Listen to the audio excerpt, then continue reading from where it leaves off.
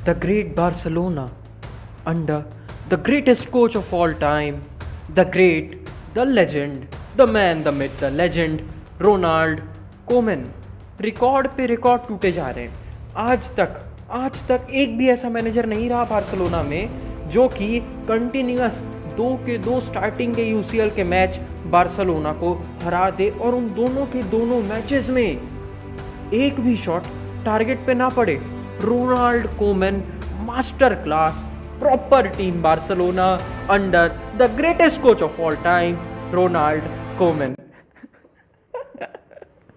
हार गए भाई, फिर से एक बार हार गए और अब तो आदत सी है मुझको ऐसे जीने में। बार्सिलोना वापस एक बार हार चुकी है और इस बार बेनफिका से हारी है और इस बार भी रोनाल्ड कोमेन के पास एक्सक्यूजेस की लंबी लिस्ट बनी हुई है। रोनाल्ड कोमेन 3-0 से हारने के बाद, एक भी शॉट रजिस्टर ना कर पाने के बाद प्रेस कॉन्फ्रेंस में आता है और बोलता है कि we were good until the score was 2-0। तू 2-0 डाउन है तेरी टीम। नहीं, तुम लोग खुद सोचो, तुम लोग किसी टीम को मैनेज कर रहे हो, ठीक है, तुम लोग किसी टीम के कोच हो और तुम्हारी टीम 2-0 से हार रही है और उसके बाद एट द एंड तुम्हारी टीम 3-0 से हारती है और फिर तुम उसके बाद जो है इंटरव्यू में आके बोलते हो, प्रेस कॉन्फ्रेंस में आके बोलते हो, जो भी है वहां पे आके तुम लोग बोलते हो कि वी वर गुड अंटिल 2-0। अगर तुम लोग गुड थे तो 2-0 कैसे हुआ यार 2-0। और काफ़ी वियर्ड सिचुएशन है और बार्सिलोना अपना लोएस्ट हिट कर चुकी है और ये अपन हर बार बोलते हैं ना। बायर्न म्यूनिक से हारी थी तब भी बोले थे, पीएसजी से हारी तब भी बोले थे, बायर्न म्यूनिक से अभी वापस हारी इस यूसीएल में तब भी बोले, और अब बेनफिका से हारी है तब भी हम लोग बोल रहे हैं। तो यार ये जो वीडियो है ये 2 पार्ट में होगा। जो फर्स्ट पार्ट है उसमें हम लोग देखेंगे कि क्या क्या नेगेटिव्स थे बार्सिलोना के इस पूरे के पूरे गेम में, और जो सेकंड पार्ट है उसमें हम लोग देख लेंगे कि पॉजिटिव्स क्या क्या थे। यार सबसे पहले नेगेटिव्स को देख लेते हैं और सबसे बड़ा नेगेटिव तो रोनाल्ड कोमेन ही है। खैर ऑन अ सीरियस नोट, अगर हम लोग टीम सिलेक्शन को देखते हैं बार्सिलोना का, जिस तरीके से पूरे के पूरे फॉर्मेशन को चेंज कर दिया गया था उसका कोई यूज़ था नहीं मेरे हिसाब से। क्यों किया चेंज? कोई एग्जैक्ट रीजन था इस पूरे फॉर्मेशन को चेंज करने का? क्योंकि लास्ट गेम में हम लोगों ने 4-3-3 खेला था और बहुत ब्रिलियंट परफॉर्मेंस था। माना कि लेवांटे के अगेंस्ट था, बट फिर भी हम लोग बहुत ज़्यादा फ्लूइड दिख रहे थे और अच्छी खासी टीम में बॉन्डिंग दिख रही थी और टीम अच्छे से खेल रही थी। तो यार सबसे पहले तो अपन अपनी बैक 9 की बात कर लेते हैं। बैक 3 रख दी, कोई मतलब नहीं था और कहीं ना कहीं पीछे 5 डिफेंडर्स थे, तो कहीं ना कहीं आप इसी अप्रोच के साथ गेम में जा रहे हो कि यार हम लोग तो ज़्यादा डिफेंसिव रहने वाले और हमारे अटैक में ज़्यादा कुछ हो नहीं पाएगा। हाँ तो खैर ये तो होगी बात की बात। अब अपन कर लेते हैं मेन मुद्दों की बात कि यार राइट हैंड साइड पे सर्जी रोबर्टो क्यों खेल रहा था। मिनगेजा ने अपने लास्ट गेम में लेवांटे के अगेंस्ट मिनगेजा ने ऐसा क्या गलत किया कि मिनगेजा को बिठा दिया? मिनगेजा को कोई इंजरी आई थी ट्रेनिंग वगैरह के टाइम, कुछ हुआ था, उसका कॉन्फिडेंस लो था, कुछ तो होगा ना, कोई तो एक प्रॉपर रीजन होगा कि मिनगेजा को बिठा दिया गया। और सर्जी रोबर्टो जो कि रोनाल्ड कोमन हमेशा से कहता आया है कि वो एक राइट बैक नहीं है, उसको कहीं ना कहीं राइट बैक पोजीशन पे या राइट विंग बैक पोजीशन पे खिलाया गया। क्या रीजन था मेरे को नहीं पता, अगर किसी को पता है तो यार प्लीज कमेंट में बता दो कि मिनगेजा को क्यों बिठाया और रोबर्टो को क्यों खिलाया। अब उसी के बाद हम लोग बात कर लेते हैं अपनी मिडफील्ड की। मिडफील्ड में गावी पिछले गेम में बहुत सही खेल रहा था, बट उसको बिठा के एक इंजर्ड पेड्री जिसको कल या परसों ही ग्रीन लाइट मिली थी, मेडिकल ग्रीन लाइट मिली थी खेलने की, उसको खिलाया गया और गावी जिसने इतना अच्छा परफॉर्म किया था उसको बिठा दिया गया। देखो यार पेड्री हम सब लोगों को बहुत ज़्यादा पसंद है, हम सबको पता है कि पेड्री बहुत अच्छा प्लेयर है, बट अगर वो इंजर्ड है तो उसको नहीं खिलाना चाहिए। बेसिक बात ये आ जाती है यहाँ पे, ठीक है। तो मतलब 2 गलतियां तो हम लोग ऑलरेडी देख चुके हैं कि क्या क्या मिल गई थी। अब उसके बाद हम लोग थर्ड गलती की तरफ चलते हैं कि यार जब आप एक 3-5-2 फॉर्मेशन खिला रहे हो तब आपकी जो विड्थ है वो ऑटोमेटिकली कम कहीं ना कहीं हो ही जाती है, क्योंकि सर्जियो रोबर्टो का अटैक तो हम लोगों को पता ही है कितना ज़्यादा अच्छा है और डेस्ट विकल उतना अच्छा खेल नहीं पाया था। तो अगर आप 3-5-2 खिला रहे हो तो आप अपनी विड्थ तो कम कर ही रहे हो, प्लस आपके पास अब टॉप लूक डियोंग बैठा हुआ है जो कि लिटरली पूरे गेम में कुछ नहीं करता, कुछ भी नहीं करता, जीरो आउटपुट रहता है उस बंदे। जो इजी चांसेस हैं उनको भी वो बड़े आराम से, एकदम आराम से मिस कर देता है। 3 गलतियां तो टीम के स्टार्टिंग में ही हम लोग को देखने को मिल जाती है, जबकि मैच स्टार्ट भी नहीं हुआ है और हम लोग ऑलरेडी 3 गलतियां पॉइंट आउट कर सकते हैं। खैर मैच स्टार्ट हुआ, अब अपन चलते हैं अपनी आगे के नेगेटिव्स की तरफ, अपनी आगे की गलतियों की तरफ। बार्सिलोना का बिल्डअप प्ले क्या था? इतना घटिया बिल्डअप प्ले बार्सिलोना जैसी टीम में नहीं देखने को मिलता। हम लोग जाइंट है यार, हम लोग यूरोपियन जाइंट थे, है तो नहीं बोलूंगा यार मैं, क्योंकि पैसा है नहीं, टीम है नहीं, अच्छा खेल नहीं रही, अच्छे कोच है नहीं, तो जाइंट तो हम लोग अब नहीं रहे हैं। हाँ तो यार मैं बेसिक बात यहाँ पे ये कर रहा था कि इतना बड़ा क्लब है जो कि फेमस है अपनी पासिंग के लिए, जो कि फेमस है अपने स्लो बिल्डअप प्ले के लिए, उसका बिल्डअप प्ले कहाँ दिख रहा था कल? बेनफिका वाले आराम से प्रेशर डाल रहे थे, वो लोग मैन मार्किंग कर रहे थे, एकदम ईजिली वो लोग मैन मार्किंग कर रहे थे। और टर स्टेगन बहुत ही कम ओकेजन थे जिसमें हम लोग अच्छे से प्रॉपर बिल्डअप प्ले कर पा रहे थे, क्योंकि उन लोग के जो 3 फॉरवर्ड्स हैं वो अच्छे से आराम से पुश कर रहे थे और हमारे जो तीनों सेंटर बैक्स हैं उनको आराम से कवर कर रहे थे। अब इसके कारण क्या हो रहा था, फ्रैंकी डियोंग को आगे आना पड़ रहा था बॉल रिसीव करने के लिए और सेम चीज़ बुस्केट्स को भी करनी पड़ रही थी। बट इसके कारण प्रॉब्लम ये आ जा रहा था यहाँ पे कि एक बार बॉल तो रिसीव कर ली फ्रैंकी डियोंग ने, बट जैसे कि मैंने बोला मैन मार्किंग वो लोग कर रहे थे तो बॉल रिसीव कर ली, बट उसके बाद क्या, समझ रहे हो तुम लोग। देखो मैं फ्रैंकी डियोंग, मैं आगे आया,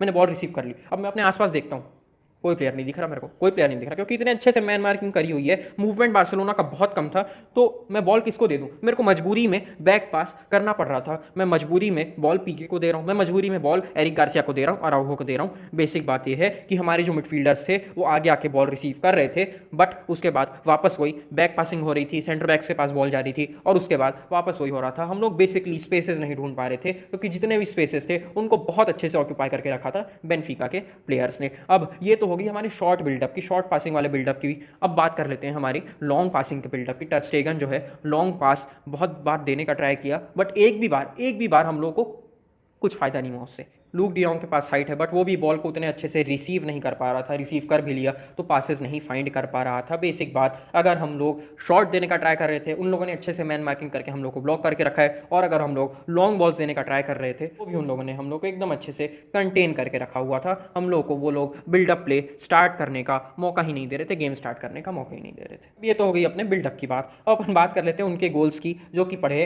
3-3 गोल्स उन लोगों ने मारे हैं, और फर्स्ट गोल जो है दूसरे या तीसरे मिनट में ही आ गया था। और मैं इस गोल को लकी गोल तो बिल्कुल भी नहीं बोलूंगा, बिल्कुल नहीं बोलूंगा यार इसको लकी गोल में। अगर तुम किसी प्लेयर को इतना अंदर आने दे रहे हो, अगर सर्जी रोबर्टो और एरिक गार्सिया दोनों अच्छे से डिफेंड नहीं कर पा रहे हैं, दोनों रोक नहीं पा रहे हैं प्लेयर्स को, तो डेफिनेटली ये लकी गोल तो नहीं है। गेम के स्टार्टिंग में ही आप इतना ज़्यादा प्रेशर में नहीं आ सकते, आपको गेम के स्टार्टिंग में तो एटलीस्ट थोड़ा सा अपना एग्रेशन दिखाना पड़ेगा, बॉल छीननी पड़ेगी और प्लेयर्स को रोकना पड़ेगा। खैर जो भी है, उन लोगों ने गेम स्टार्ट होते साथ गोल मार लिया और बस वहीं उन लोगों ने गोल मार लिया और हम लोग शॉट तक नहीं मार पाए ना उसके बाद पूरे गेम में। दिक्कत तो वही हो गई ना कि हम लोग क्रिएट करने का ट्राई बहुत कर रहे थे, बट क्रिएटिवनेस के नाम पे हम लोग कर क्या रहे थे, वही बहुत सारे अंधी में हजारों क्रॉसेस बॉक्स के अंदर आ रहे हैं, मिडिल से कोई भी क्रिएटिविटी नहीं दिख रही है। फ्रैंकी डियोंग अच्छा खेल रहा था, फ्रैंकी डियोंग गेम के स्टार्ट में अच्छा खेल रहा था, बट उसके बाद रोनाल्ड कोमन ने पीके को भगा दिया, तो हम लोगों ने सोचा ठीक है भाई रोनाल्ड कोमन 4-3-3 में शिफ्ट करेगा, बट नहीं, रोनाल्ड कोमन ने एक जो अच्छा प्लेयर था फ्रैंकी डियोंग, जो कि मिडफील्ड में खेल रहा था, काफ़ी चांसेस क्रिएट कर रहा था, थ्रू पासेस दे रहा था, डायरेक्ट बॉल्स आगे दे रहा था, उसको पीछे लाया, उसको सेंटर बैक पोजीशन में खिलाने लगा।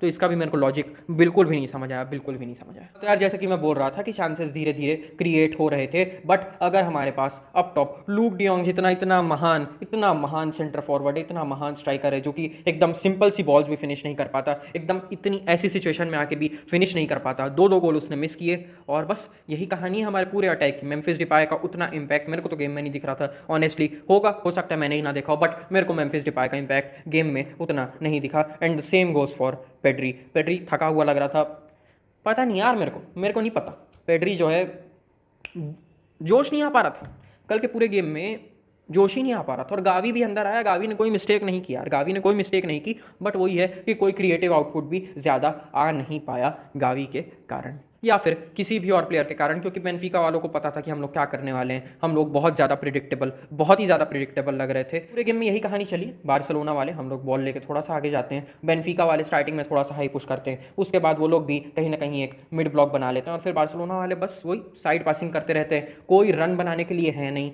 मेम्फिस डिपाई अंदर ड्रॉप कर रहा है, रन कौन बनाएगा, रन बनाने के लिए कोई है ही नहीं। लूक डियोंग की स्पीड हम लोग को पता ही है, वो रन नहीं निकाल सकता, वैसे पीछे से जाके वैसे गोल वो नहीं मार सकता है ना।